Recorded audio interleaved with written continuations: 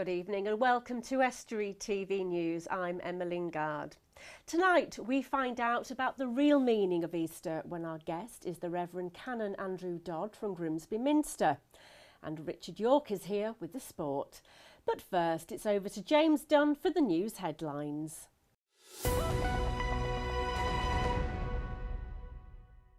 Hello, in the headlines today, children's centres in North East Lincolnshire could close and a Grimsby Fish Company is offering every child in England a lesson on healthy eating.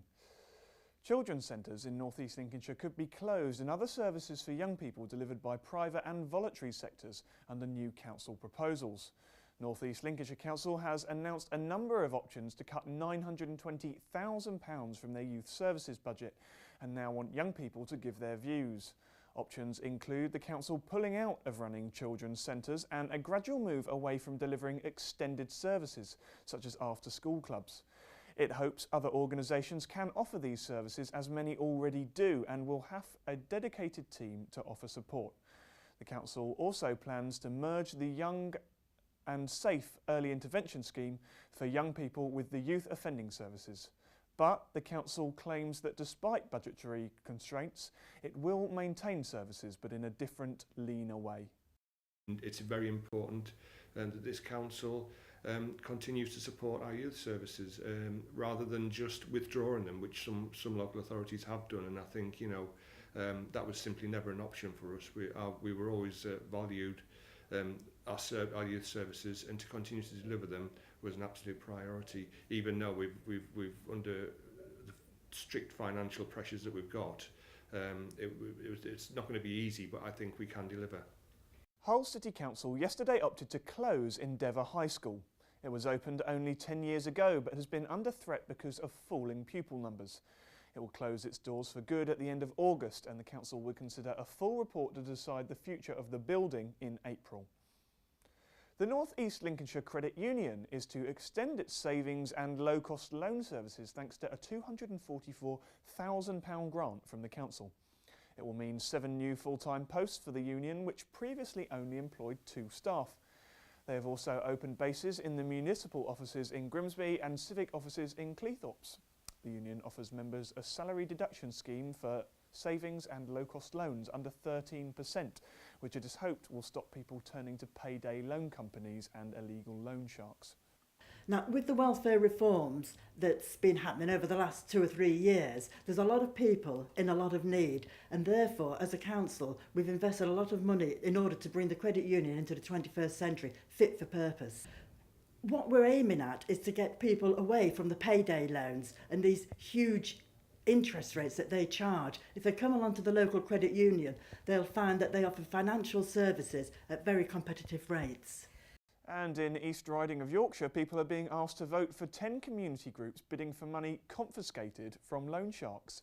The winners will get £500 taken under the Proceeds of Crime Act as part of the illegal money lending team's campaign to show illegal moneylenders in the East Riding that they will not be tolerated. A number of small businesses in Grimsby and Cleethorpes are calling for the government and Conservative MP Martin Vickers to reform business rates. The businesses are urging local traders and companies to sign the online petition on website change.org, which claims that the high street will continue to decline unless action is taken.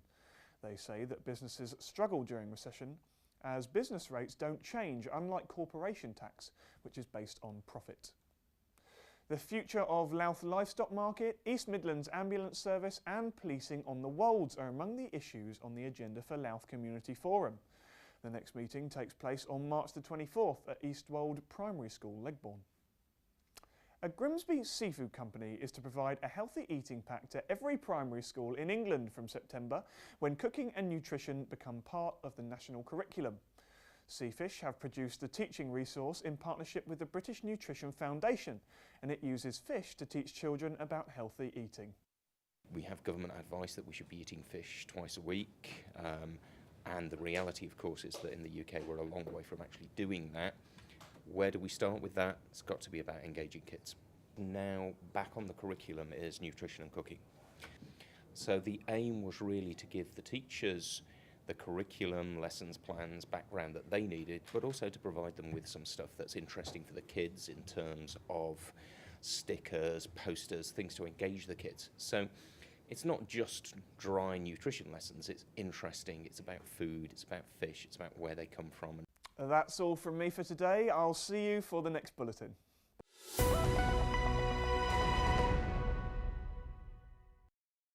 Now, Easter will soon be upon us, and to some it's about chocolate eggs.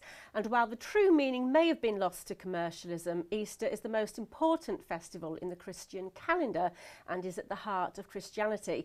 The Reverend Canon Andrew Dodd, priest in charge of Grimsby Minster, is here to explain to us. Thank you for joining us. Just explain to us then, what does Easter celebrate? Well, Easter Day itself is the day when we celebrate the resurrection of Jesus Christ from the dead. And so for Christians, as you said, that is the most important day of the whole Christian calendar.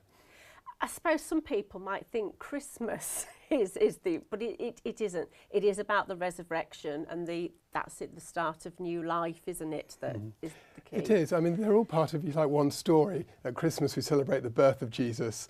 And over Holy Week and Easter, we celebrate Jesus' death and his resurrection, which is all part of one story. And a bit later on in the year, we'll be celebrating Ascension, when Christians believe that Jesus ascended into heaven. And, if you like, the Holy Spirit then leaves Christians to get on with the job of God's mission on earth here today. Now, of course, at the moment, we're in that period of Lent, are we? Just explain to us what Lent is, because am I right in thinking it starts on Shrove Tuesday, doesn't it? The day after Shrove Tuesday. Okay. Ash Wednesday is the beginning of Lent, the day after Shrove Tuesday.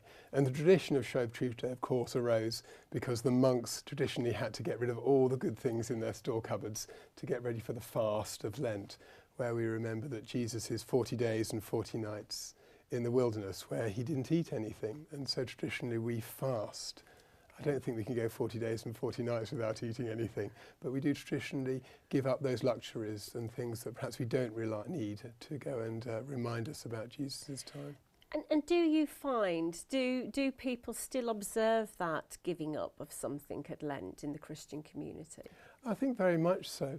And it's almost as if the rest of the world's catching up in some ways. It's sort of the whole idea about detoxing and downsizing, you know, it's all those sort of elements come into it, you know, giving up those things that might be bad for us, you know, so they're sort of catching on.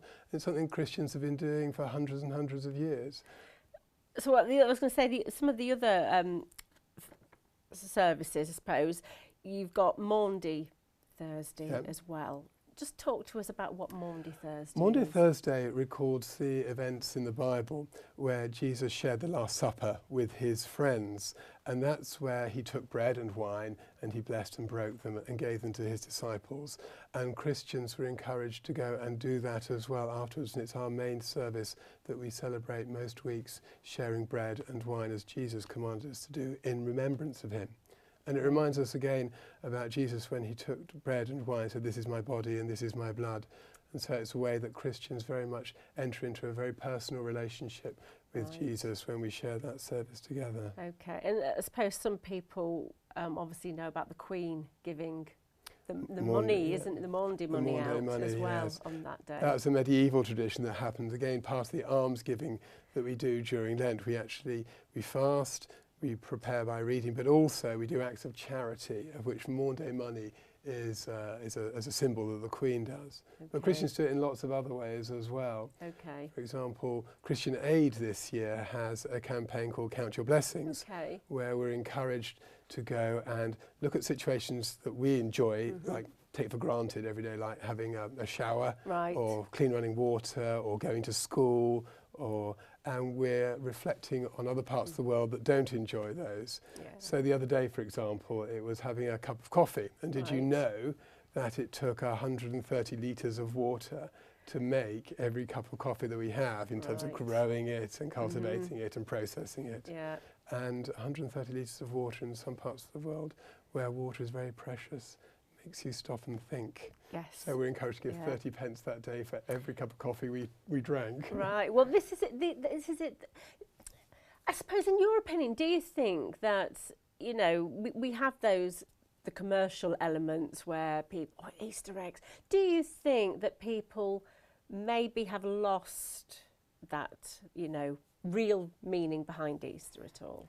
I think that's a really hard one to answer because I would encourage people to go and buy Easter eggs. I think there's something about celebrating, and making it a special time of year. As long as we remember that why we're celebrating something that's special. You know, in the same way with Christmas, we wouldn't say don't go and buy Christmas presents, and don't celebrate it. But actually we remember, because we're celebrating, we remember the story that's behind it. And that actually should make us celebrate even more, actually. Yeah. I'll certainly be having a chocolate egg on Easter Day. Yeah. I won't be having it on Good Friday, but I will be having one on Easter Day. No, I mean, talking about the church, obviously the Grimsby Minster, in true terms of how a business operates, you're putting on a lot of arts events as well, aren't you? Just tell us about some of the things then that you're going to have over the Easter period. Well, there are a number of church services that we're having, but also we do have our arts and events programme. Particularly on Good Friday, we're having a free concert at the Minster. And again, it's relating to the events of Good Friday. It's Haydn's 7 Last Words of Christ from the Cross. Right. It's a free concert at 3:30 in the afternoon on Good Friday. And it might be the sort of thing that just concert goers want to go to. Okay. It might be that people who want to do something devotional can go to. Yeah. All sorts of things. People can go to it, and it's an enjoyable event for everyone. And on Good Friday, you've got some activities for children, haven't you? What's happening then? We have some children's workshops in the morning. So we do something called Messy Church, which is a great idea. That sounds interesting. It's great fun. And there are a number of craft activities that sometimes get a bit messy. Yeah. And they're going to be again thinking about the story of Holy Week and Jesus' crucifixion and resurrection, and they're going to do craft activities, and then it culminates when they've done the craft activities into a short act of worship and some songs. Really hopefully engaging children's imagination at that time of year. And just to sort of like quickly ask you then, I mean, obviously you've got those traditional services, but are you finding that more people are actively coming into the church with all the different things you've got going on? Yeah, I think so. I think that there is a deep hunger within a lot of people for something spiritual, some nurture in their lives.